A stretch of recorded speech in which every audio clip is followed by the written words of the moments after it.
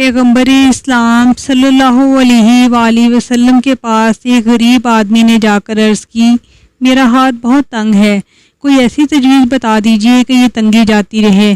آپ صلی اللہ علیہ وآلہ وسلم نے پوچھا، کچھ تمہارے پاس ہے؟ اس نے کہا، صرف ایک دری اور ایک لکڑی کا پیالہ۔ فرمایا، دونوں میرے پاس لے آؤ۔ وہ شخص اسی وقت گیا اور دری اور پیالہ لے کر آ گیا، جنہیں آپ نے وہیں بیٹھے بیٹھے کسی کے ہاتھ بیچ دیا اور اس سے دام لے کر فرمایا، اس میں سے آدھی رقم کی ایک کلہاڑی لے آؤ اور آدھی رقم کا آٹا گھر میں دے آؤ۔